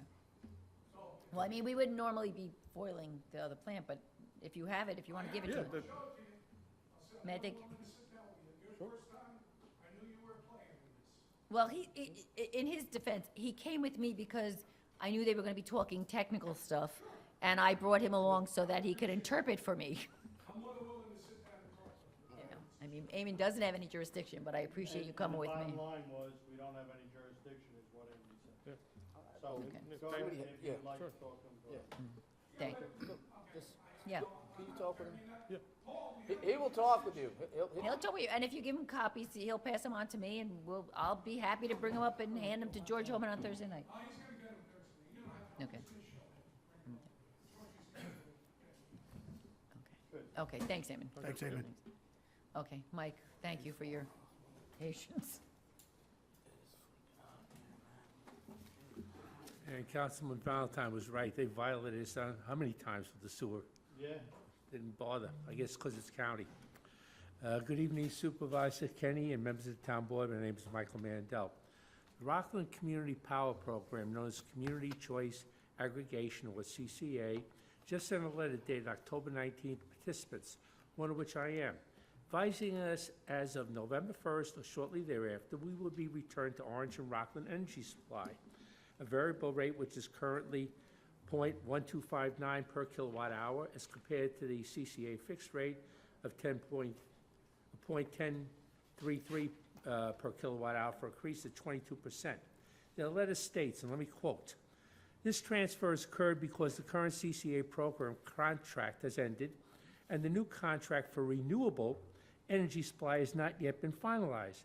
We regret the current market conditions driven by geopolitical war in Ukraine and microeconomic forces, inflation, have made it challenging to enter into the next contract seamlessly. The rationale is based upon political reasons. Renewables include solar, wind, tidal, ocean, hydroelectric, with the possibility that some hydropower comes from Canada. All renewable energy is produced in the United States, not overseas. This letter failed to include non-renewables, such as natural gas and oil, which are available but at higher prices, due to several reasons, one of which is a reduction of 1,104,540 barrels of day in drilling of oil in the United States, as their production has dropped, caused in part by reduced demand as a result of COVID-19. However, natural gas production has increased by 3%, comes from U.S., Canada, Mexico, that's the source, and the source of this is Department of Energy, Office of Energy Efficiency and Renewable Energy. So I don't see how the war in Ukraine is affecting the battlefield here between us, Canada, and Mexico. They cause inflation, caused by the federal government overspending, not solely war, inflation, whatever else they want to talk about. This is a political talking point. If you hear the campaigns going on, it should not have been included in this letter. As per my conversation with CCA as to why such a late notice, their reply was, "We're in negotiations. We should have been notified much earlier so that consumers could have looked for a better fixed rate program through New York Choose months ago, when prices were lower and we could have got a fixed rate lower than the current variable rate, which could go up again. Their claim of being in negotiation does not meet muster. In my opinion, based upon their anticipated program restart in the spring of 2023, as stated in their letter, indicates they knew months ago that a new contract was problematic. This will cost us dearly in months to come, and it's not proper. If they're going to have a program, it should be run properly and not run at all. But to use political points, which they did, which you can see in political advertisements out there, was totally improper on their part. Thank you. Thank you. Jack Torpy. I have no idea. No idea. Nicholas Town. Supervisor Kenny, board members, my name is Jack Torpy. I reside in the town of Orangetown for the last 50 years. I'd like to discuss or to bring up a topic just for a few moments here and talk to you about the ongoing situation with the Rockland Cider Works, which is located on the property of Van Houten Farms. I reside approximately 150 yards north of their property, and this current weekend, on a Saturday, I witnessed chaos, unsafe traffic conditions, and as my wife and I both walked down the road, we were forced into the middle of a double yellow line road on Sickletown Road at the curve. People were walking dogs there, people were double parking cars. At that time, I saw no police presence. I understand there might have been police presence there after that. But let me caution everybody here that sooner or later, somebody's going to get hurt over there. It was chaos. I mean, there were people parking cars, there were people stopping their cars in the middle of a double yellow to let people out to get into this cider works. The parking lot was full, Blauvelt Road was full, Sickletown Road, all the way around the curve, was all full. There was no way for any pedestrian to walk at all. So I'm only bringing it up again. I'm bringing up the situation because it's caused by RCW's continued operation in violation of the town code, and their complete disregard for regulation amazes me. So that's all I have to say about that, but I have to caution everybody here, you have a dangerous situation over there, and I think it should be addressed. Thank you. Thank you. One of your neighbors took lots of photos and sent it to me. I think I may actually have videos too. Okay, so it has been referred to our traffic advisory board. They will look to see if they have to put no parking signs, or whatever, but it was referred as of, I guess, yesterday. But anyway, thank you. Okay, Jerry Goggin?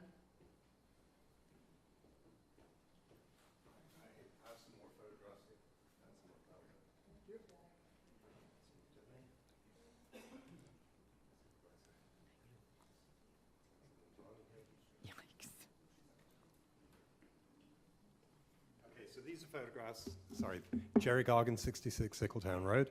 These are photographs that were taken on Saturday afternoon. As you can see, the police were in attendance at one point, but you can review here for yourself, along with the photos that you received from Kevin McCormick. And by the way, I just want to say thank you to all our neighbors. There are 8 or 9 of our neighbors here tonight, and thank you so much for showing up. I so appreciate it.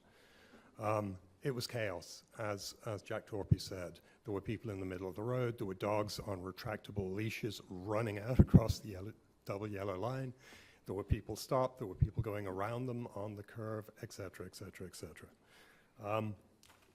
You've received, I know, many emails about this, and Susan, who couldn't be here tonight because she's teaching at RCC, and myself want to thank you for your response, Supervisor Kenny.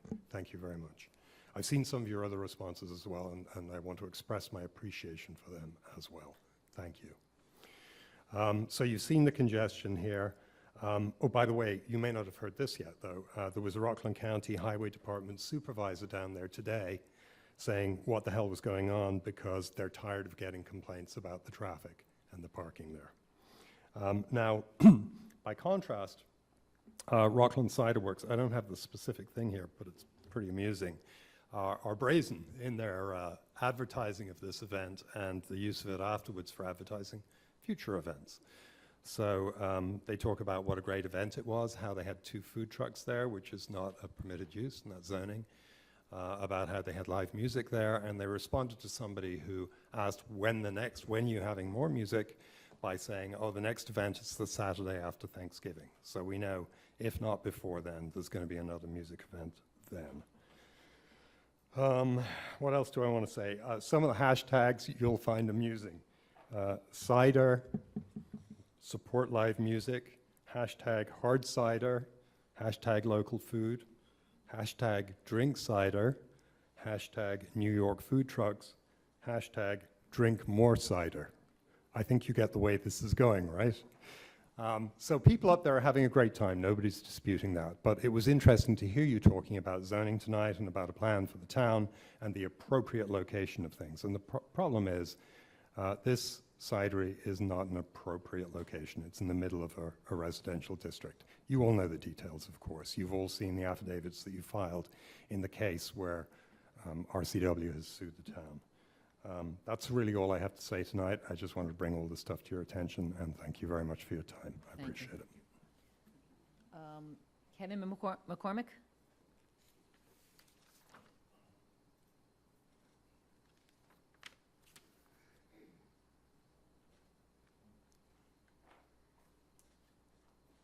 Kevin McCormack, 83 Sickletown Road in Orangeburg. Good evening, Supervisor Kenny and the town board. Thank you. First, thank you to Supervisor Kenny for responding to my email today regarding the event at the Cider Works over the weekend. I appreciate the quick response and actions, more importantly, regarding parking on Sickletown Road, and that an eye will be kept on traffic. I'm not going to rehash the events and the issues from the weekend, as I know the town board is well aware of all of them.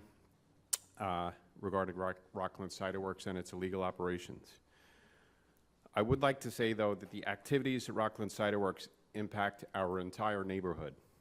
This is not just an impact to a few select neighbors, as some people would like to say. Although the impact to the closest neighbors is greatest with noise, safety, and traffic issues, however, the parking issues, traffic, alcohol, and safety issues impact everyone who lives nearby to Rockland Cider Works and within miles from there as they travel through that area. It will impact the value of our houses, our quality of life, and the serenity of how we of where we live. We bought a house in the neighborhood because it was quiet and away from town. We did not buy a house that was close to a manufacturing, music, and entertainment venue. In fact, a music, manufacturing, and entertainment venue has since been brought into our neighborhood with not a care for any of the neighbors. A venue that is certainly not appropriate for a residential area and is not compliant with the town code and zoning issues as I understand it. The impacts to our neighborhood will only get worse if RCW is permitted to continue its operation. And while we are certainly very concerned about bans, traffic, alcohol, and parking, we are also just as concerned about the manufacturing, which could increase. Trucks backing up in the middle of the night, arriving at all hours of the night, beeping, making a lot of noise and other noise at our house, which is 500 feet away from the cider works.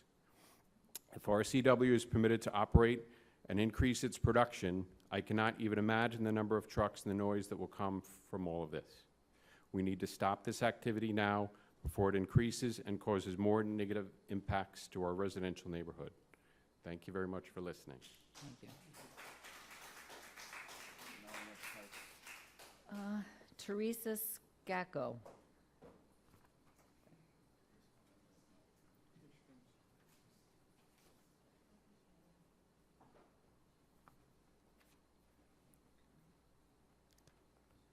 Hi, my name is Teresa Scacco. I live at 16 Spark Hill Avenue in Tappan, and I'm in the apartment downstairs, and my parents are upstairs, and I'm their caregiver.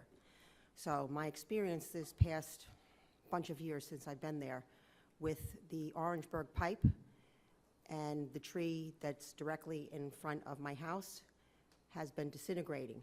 And I have in here, my mother's very organized, so well over $20,000 in bills for something that was not our fault at all. Somebody from the town did come finally after 500 phone calls and told my parents that this is my father's fault because he changed the pipe. Okay, so he broke up the middle of the street and he changed the pipe, and that's why I'm having issues where the tree that the town planted when our neighborhood, was built, is now crushing this Orangeburg pipe that is disintegrating. So now it's my father's fault, okay, that this is happening, and I have flooding in my basement because I'm in the apartment downstairs, and it's lifting where the pipe is, and it comes into my basement. It's lifting my tile on my floor. Now, I had to get a new shower so my father can utilize this, because his balance is off and he has a tub upstairs.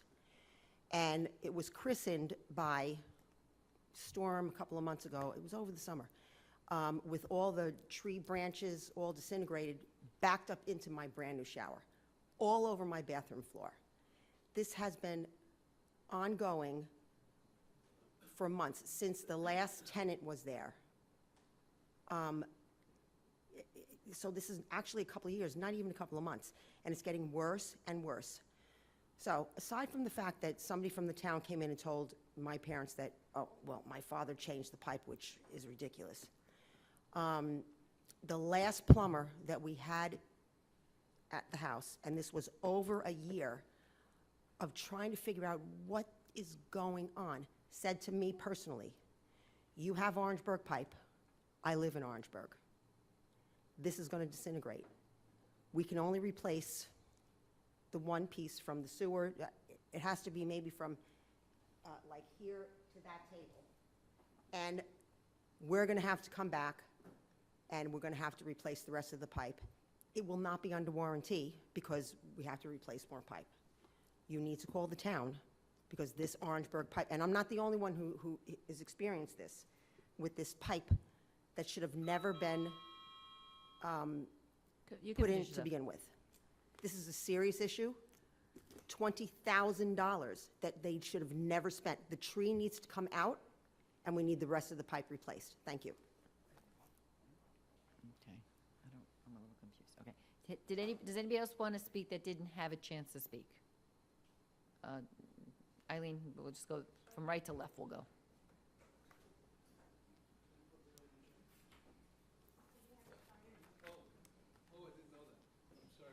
That's okay.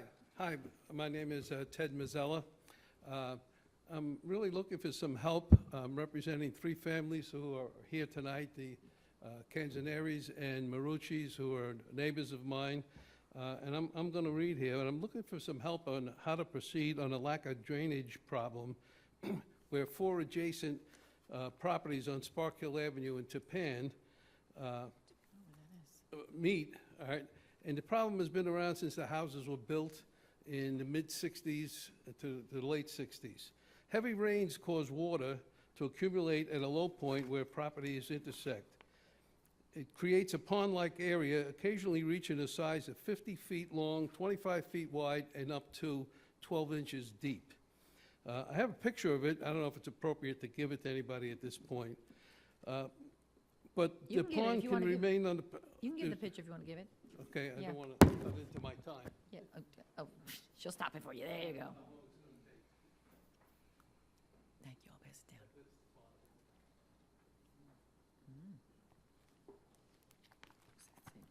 down. I call it a pond, but some people call it a lake.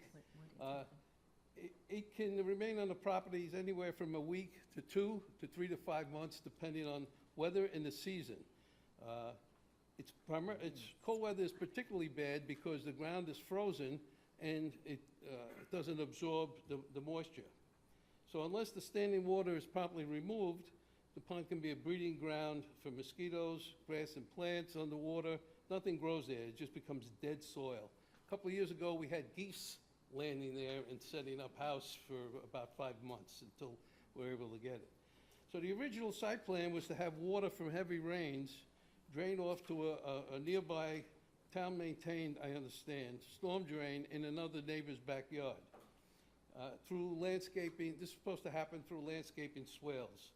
It never happened as the original builder went bankrupt, a fellow named Dave Flitt, went bankrupt, and the backyard landscaping beyond 20 feet from the house was never completed. At the time, the town officials said the site was in compliance with regulations, so several of us that had moved into our homes did the best we could to landscape it, but we're amateurs, what did we know? One of the neighbors who since passed away laid an Orangeburg pipe from the low point to the storm drain. That worked for about 35 years, and we were fat, dumb, and happy, but the pipe collapsed, and the pond started to form again after heavy rains. Several of us chipped in and bought a few pumps and we now pump that water out into the street, and from there it goes into the storm drains. So we don't think this is a good long-term fix. You know, we're running hoses, it's getting arduous. A lot of us are old, running 150 feet of hose. Oh, You can so- finish, go ahead, finish your thought. So who do we go to in a town to help us this? We don't have the expertise. Contractors have been in there, they don't want to tackle the job. So who do we go to in a Have, town? have you been in contact with anybody about this already, like any highway or anybody? Not recently. It's all been, you know, from years back. It's just kind of rising to its surface now. Okay, One well, of you the can neighbors certainly kinda reach out pushed to, us- you can reach out to my office, and we'll try to coordinate it with the other departments to see. Yeah, we just don't know who to go to, and someone put me on the agenda for tonight, and here I am. There you go. Well, yeah, if you want to, yeah, if So you want to, just- yeah, just, you can email my office at supervisor@orangetown.com. You can give as much information as you can, maybe send the pictures if you can. Sure, I can do that. Yep, Yeah, and my notes. perfect. Thank you. Okay, Eileen, Barbara Dell, oh, Eileen first, yeah, then Barbara. Good evening. I got it right. At the last board meeting, I raised the issue of the low-income senior level for tax purposes, and I appreciate your agreeing that the current level, $37,400, should be raised. However, I take exception to Tom suggesting that I proceed with going to the school boards, and I think it's South Orangetown, Pearl River, and I'm not too sure about Nanuet. Number one, I don't have the time. I work full-time and a half. The half is the grandchildren. Full-time is my business. I don't have the time, and I don't have the influence, I think. I had emailed you, Supervisor Kenny, and asked you at what time, at what board meeting we could see Brian Kenny to come forward and give a presentation on this subject. I didn't hear back from you, so perhaps it didn't go through. No, but, we did, I'm sorry, let me just, you want to stop the clock? We do have Brian scheduled for a meeting, right? Do you remember what dates? November 29th, Brian Kenny's going to be here to make a presentation. Is that Thanksgiving weekend? I think Oh, no, it's after Thanksgiving. That's after Thanksgiving. Oh, yeah, Mazel Tov. Okay, I should be here. But anyway, I'm glad to hear that because it is an issue, and I don't know how to go forward with it. I don't have the time, I don't have the influence. It's up to you guys to move this subject forward and get something done. I'm curious as to know why some homeowners, if they try to do something that's not in conformance, they get a stop work order. And if I'm listening to what's going on at the cider place, they're not in conformance. So why is it that they don't get issued? They were, we're in court. We're But in court. They continue to, Because the judge issued an order that we can't stop it until the matter gets heard. Right, Yeah, no, right. And I it's sympathize- frustrating for us Both too. the town is in court and the neighbors. And the neighbors are in court And too. they both asked for, and it was denied by the judge. It's called class action suits after a while. But I'm also, it's interesting about the county sewer treatment plant. It's been going on for I don't know how many years. The county blames the town blames the county. But you have to look at the development in the parts of the Rockland County that use the Rockland County sewer treatment plant. And that's a perfect example of maybe too much influence I forget the word, that comes into the sewer district plant. And they can't handle it. So now they have a $30 million project going forward, of which I'm sure I'm paying for it. But it's interesting to see how people are impacted by these things through no fault of their own, and all they get is delay. You wonder why people really want to. They should ask for forgiveness rather than permission anymore, and that's what it's all about. Do whatever you want. Because in time, it's going to take time to get it resolved. To smell what they're smelling, thank God I live where I live, I don't have it. And the other people with the cider, it's impacting their lives. From now on, just do whatever you want. Forget about the zoning, just do whatever you want. Get away with it. Barbara?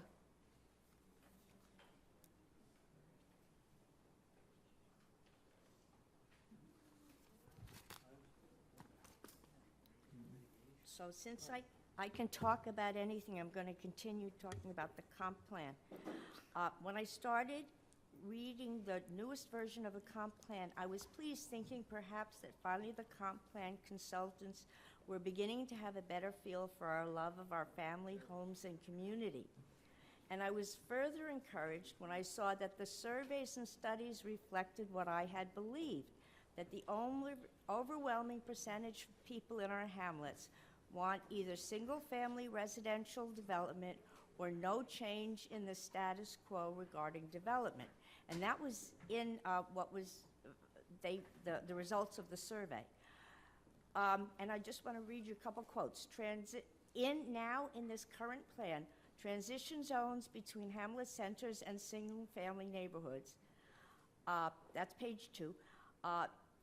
Page 6, change R40 and R22 by combining it with R15. That's in Chapter 2, page 6. Chapter 2, page 39, permit a broad range of housing types, densities, locations, and encourage density in, in and around hamlets. Promote diversity of housing options, encourage vertical development, and reduce suburban sprawl. So I ask, why is this still in the plan? It defies logic. I mean, they're supposed to do what computer input says. So is it to attract city dwellers into our community? I wondered. So I thought of all the possible reasons, and I'm here to ask. Is it to attract city dwellers to our community? Is it because taxes generated would help balance town budget much in the same way as taxing marijuana brings revenue to New York State?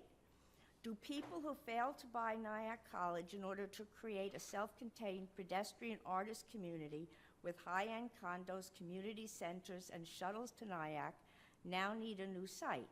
Is it because the majority of vacant land, according to the draft, surrounds Lake Tapan, it's together, and is owned by the water company, and selling it for development would be quite a financial windfall and also a nice site for high-end condos overlooking water? Is it because there would be a financial benefit to developers and real estate professionals if multi-family complexes were built? Or is it because the comp plan goal of, and this is a quote, furthering equity, as stated in Chapter 1, page 17, and again in Chapter 2.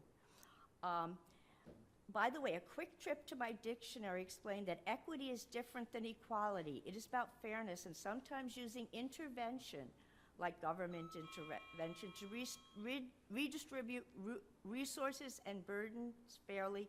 In this case, the resource would be land and open spaces. So I guess I have to finish talking, but I wanted to just say, I don't think suburban sprawl is an evil thing. And I'm tired of kind of hearing that it is. So I think I'll continue next time. Thank you. Anyone else? Carrie.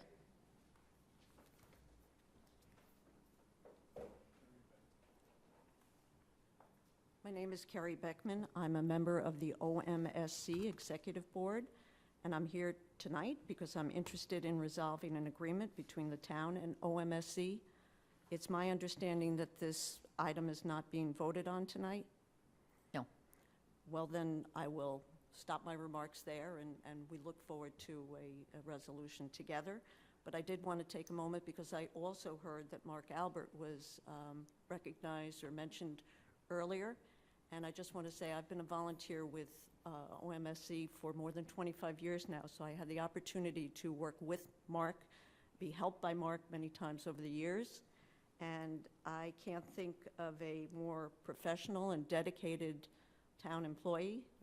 There are a lot of wonderful town employees, but he just was always so helpful, so professional, and just a pleasure to work with. So I did want to say on behalf of all of the programs that we offer, that he supported, all of the countless children that he helped, a wonderful retirement and a huge thank you for all he did.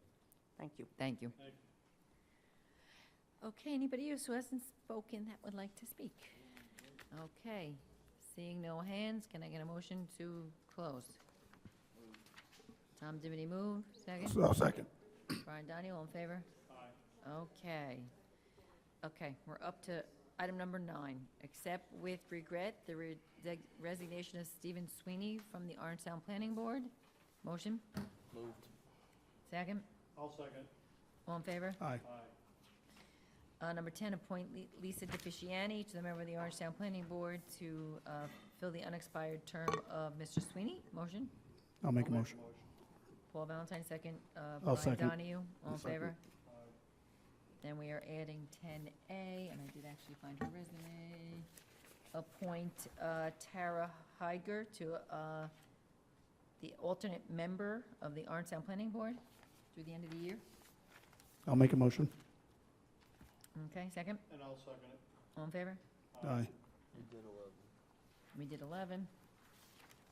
12 was pulled. 12 was pulled. 13, authorize Zarin and Simons to commence and prosecute eminent domain proceedings against the H&A Training Center.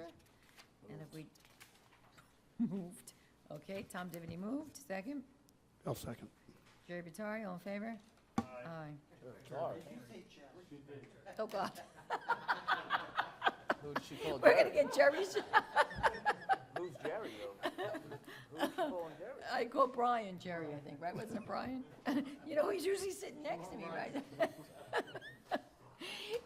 So when the Chinese come after us, they're gonna go after Jerry.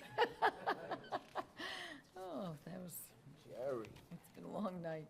Okay, so award the parking review and study for South Nyack to the LaBerge Group. Motion. Brian, Paul Valentine, all in favor? Aye. Approve the approve reclassification, Jesus, of, What's going on I there? don't know, but my brain is turned off all of a sudden.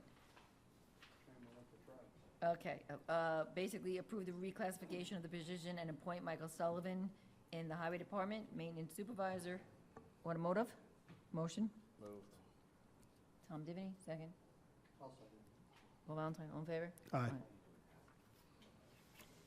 Approve funding for the 2022 town leaf removal overtime budget. Tom Divany, second. I'll second. Jerry Vitari, all in favor? Did I do it again? Holy good God. Brian, you're not even here.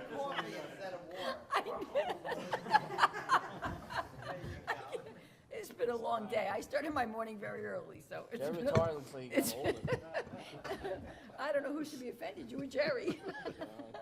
Okay. Okay, sorry about that. Brian? Okay, so that was Brian Donahue, all in favor? Okay. Authorize an agreement with the New York State DOT. This is related to the North Middletown Road pedestrian link project. I'll second. Tom Divany, Brian Donahue, all in favor? Okay, number 18, create the position of Senior Recreation Supervisor in Parks and Recreation at a grade 16. Motion. I'll make a motion. I'll second that. Jerry Vitari can say. Brian Donahue, all in favor? Appoint Christine Smith Bernardi to the position clerk in the Parks and Recreation Department, effective November 7th. Motion. Moved. Tom Divany, second. I'll second. Brian Donahue, all in favor? Aye. Okay. Accept or regret retirement Mike Daly from the position of Senior Grounds Worker in Parks, Recreation, Building and Maintenance. Moved. I'll second. Okay. They don't have an effective date, I don't know if that matters, but. Number 21, accept, did we vote? All in favor? Right. Aye. All right, there really should be a date, by the way. Number 21, accept or regret the retirement of Mark Albert, Senior Recreation Leader, Parks, Recreation, and Building Maintenance, effective October 21st, 2022. I'll make a motion. Brian Donahue, second. I'll second it. Paul Valentine, all in favor? Aye. Eric, did you post that job yet? The Parks, the new position, Mark Albert's. No, it's not posted yet. you gotta They prove still have to send some stuff up to the county and get a number or something, and then it can be posted, and then we can find out if there's an active list. You want to say something about more? Yeah. I don't really know what to say about Mark. So I started here 13 years ago, and I think without Mark, I probably would have lost my mind in the first few years working here. Mark helped keep me pretty level-headed, along with Judy Smith. The institutional knowledge that he amassed over the years here is just incredible, and he definitely kept me pointed in the right direction for quite some time. And as Kerry said, I know there's many dedicated people that work here in Orangetown, but Mark is just, incredible incredible to have gotten to know over the last 13 years. Someone I definitely consider a friend, and he's going to be missed. He is going to really be missed with us. I got accosted by all the slow break basketball players. They're all worried about their season.